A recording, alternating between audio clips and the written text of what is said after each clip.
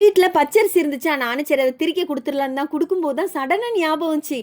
பணியாரம் பண்ணிரலாமேன்னு சொல்லிட்டு. அதனால அதுலேருந்து 2 கப் அரிசிய எடுத்துட்டு, அப்படியே 1 கப் புழுங்கல் அரிசி, கொஞ்சம் போல உளுந்து, அப்படியே கொஞ்சம் வெந்தயம் போட்டு எடுத்தேன். வெந்தயம் போட்டா நல்லா மணமா இருக்குன்னு எங்க அம்மா சொன்னாங்க. அதையும் சரி ஊற வச்சு அரைச்சு எடுத்துக்கிட்டு நல்லா அழகா பொங்கி வந்திருந்து. ஆனா போன திருப்பு இந்த ஜாங்கிரி பண்ணேன். அவ்வளோ வேஸ்ட்டா போச்சு. அதனால இந்த திருப்பு வந்து கொஞ்சம் போல மாவ தனியா எடுத்து வச்சுட்டு தான் எல்லாம் ஆட் பண்ணேன். அதில என்னலாம் ஆட் பண்ணியிருந்தேன்னா, 2 ஏலக்காய், அப்படியே கொஞ்சம் போல சோடா உப்பு, கொஞ்சம் போல உப்பு எல்லாம் போட்டு கலக்கி பணியாரம் சுட்டோன்னா, நல்லா சாஃப்ட்டா சூப்பரா இருந்துச்சு. ஆனா அத மாத்ததுக்கு நான் பட்ட பாடு தான் இருக்கே. அந்த சட்டியில ஒட்டி பிடிச்சுக்கிட்டு ஒழுங்கா வரவும் இல்ல. அதுக்கப்புறம் எப்படியோ மாத்தி எடுத்து போட்டு பண்ணுனேன். ஆனா நான் வந்து சீனி தான் மிக்ஸ் பண்ணேன். நீங்க வந்து நாட்டு சர்க்கரை போட்டு பண்ணுங்க. ரொம்ப நல்லாருக்கும். ஆனா இந்த சென்டர்ல உள்ள பணியாரம் மட்டும் ஏன் இப்படி கரிஞ்சுன்னு தெர்ல. மத்ததெல்லாம் சூப்பரா அழகா வந்திருந்து.